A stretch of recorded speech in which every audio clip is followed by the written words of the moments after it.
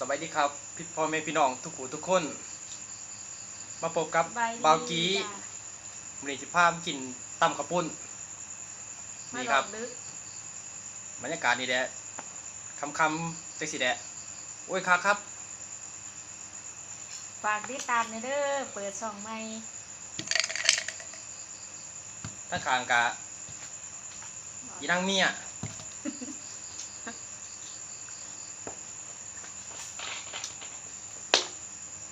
โอ้อ่ะเดิมเลยยัง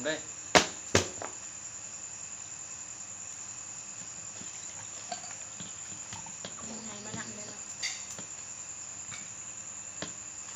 พี่เหี้ยวะ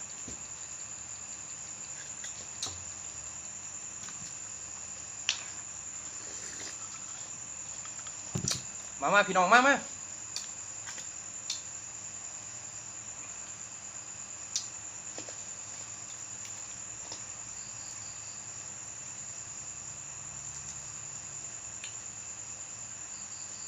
อุ้ย แซ่บบ่ ตำเองพี่น้องเฮ็ดเองแซ่บเองอืม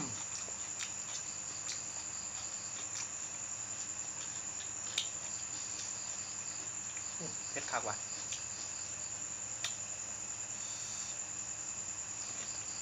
อืม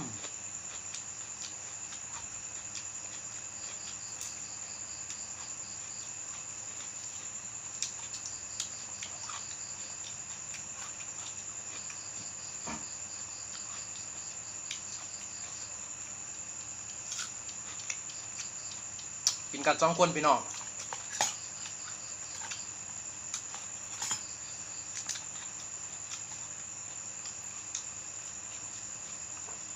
ฝากติดตามไปด้วยครับฝากกดไลค์กดแชร์ไว้น้ำเฮีย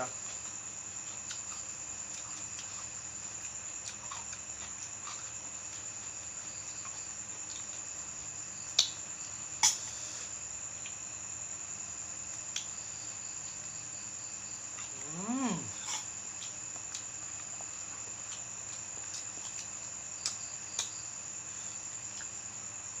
ป่าทอดพี่น้องเลย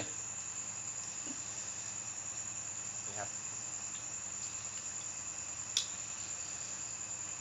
ป้ายังนอนอยู่เหรอ ปลาเก๋า โอ้ปลาเก๋าผุนเด้พี่น้อง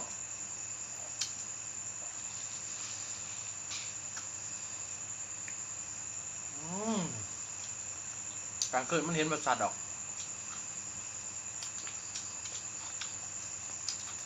ท่วมเหลืองานมาก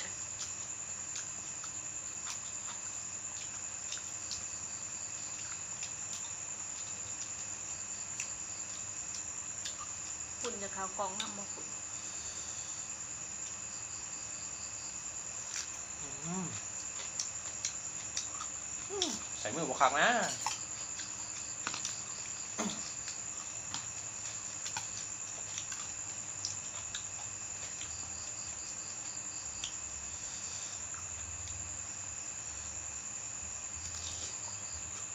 อืม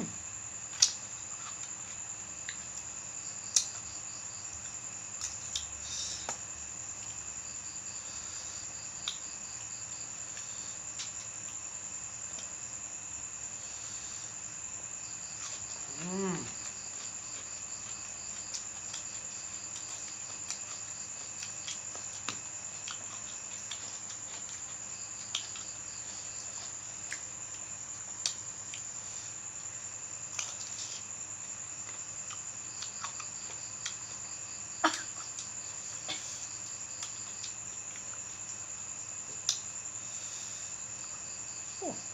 ขับปุ่นมาหนาตารอแท้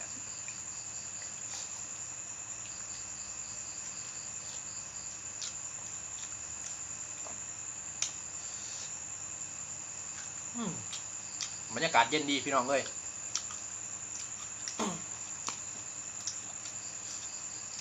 เดี๋ยวงานมากกินสมตำกินโดด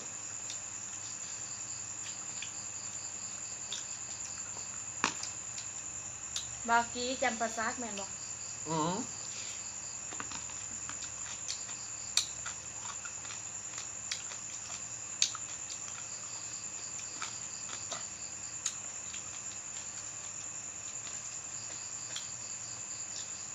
ฝากติดตามด้วยเด้อครับเด้อ2 ไมล์เด้อ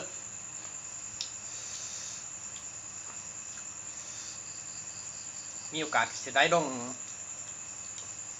ทุกมื้อละอืม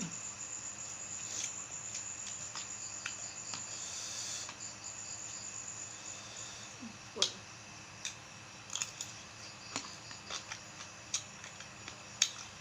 มันนี้งดเดาพี่น้องใส่มา3-4 มื้อแล้วมากินนมเกี๊ยวแทน บดใหญ่เด้คุณน่ะไก่ซุปเปอร์เดว บอกบิ๊ก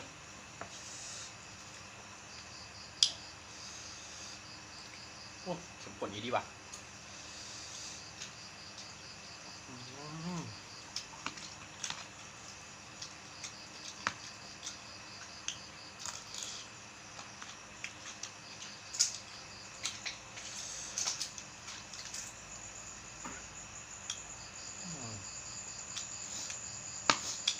เหมือนกันนะ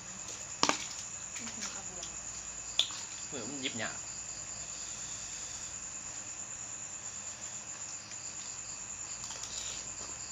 อืม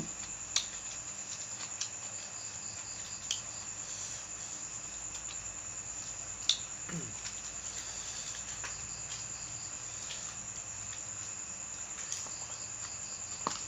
ม ขึ้นตอนเทีย แฉมแห้งเว้ย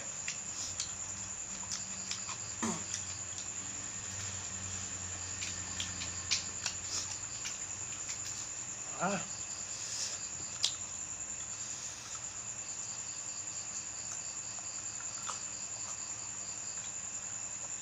นั่งโมมาเพชร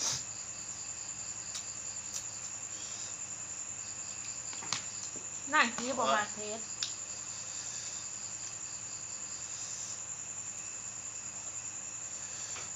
กลางคืนพี่น้องเอ้ยบ่ค่อยเห็นปานใดเด้อกล่องกับบ่แจ้งคำล็อก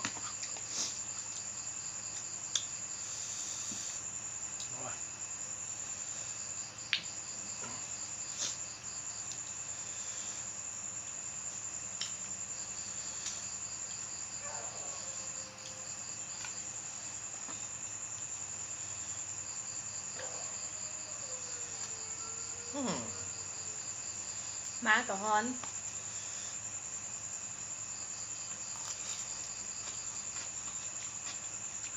สงสัยได้กินตำบักหุ่งพี่น้องเลย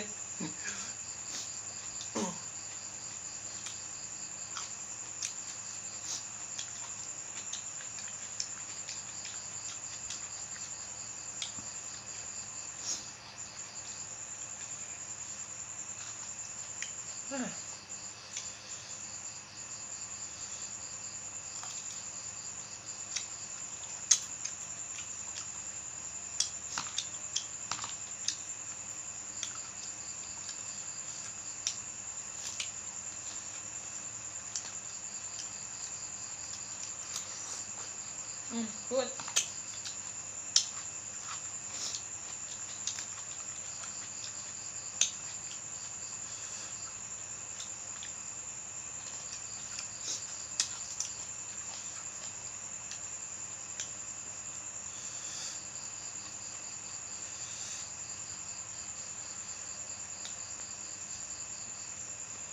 อืม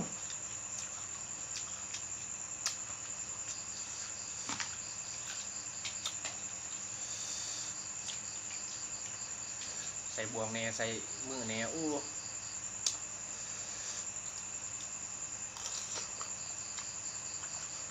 อืม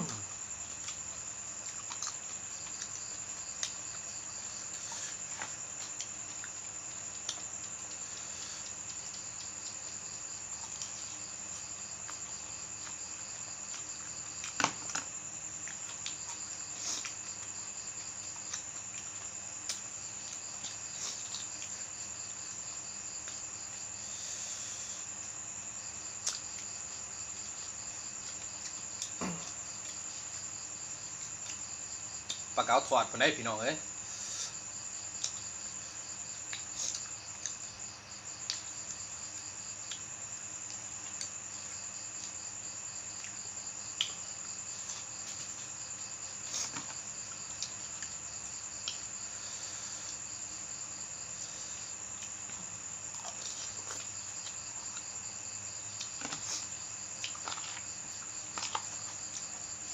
โอ้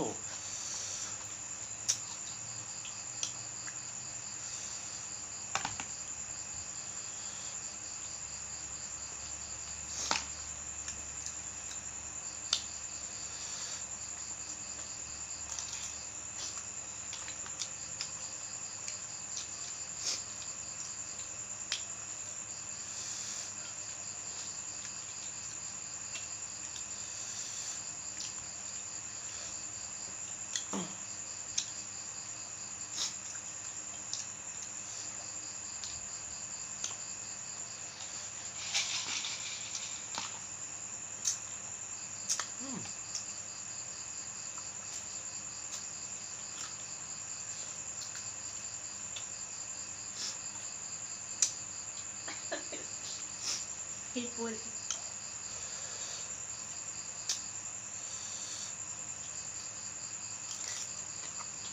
อุ้ย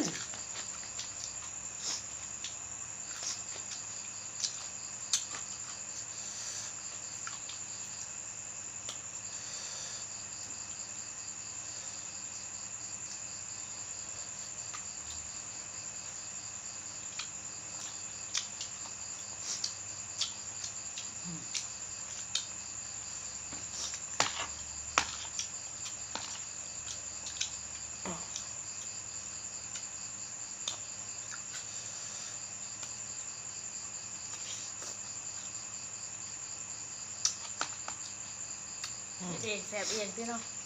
อืม อิ่มเนาะเป็นป้ายคนเดียว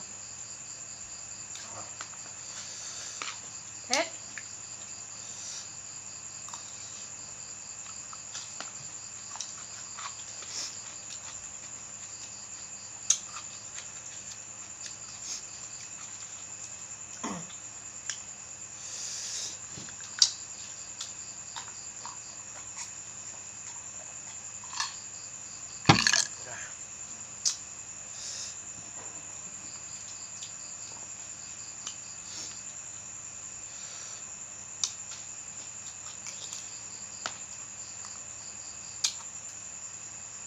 แสบคือเก๋าพี่น้องเอ้ย พักบุ้งปลูกเองเบากี้ปลูกบ่อสารพิษ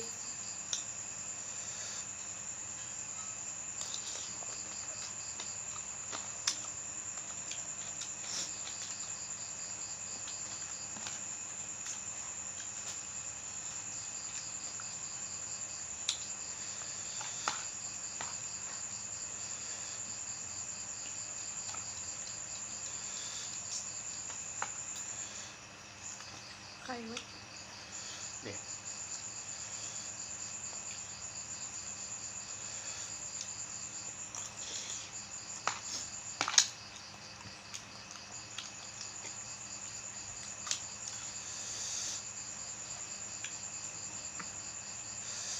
ขอจบเพียงเท่านี้เด้อพี่น้องเด้อไก่อะไรไก่ ไปก่อน ขอจบเพียงเทีานี้เด้อครับเด้อ โปรดติด ขอบคุณครั ตา บ มตอนต่อไปเด้อขอบคุณ ขอบคุณครับ ขอบใจจ้า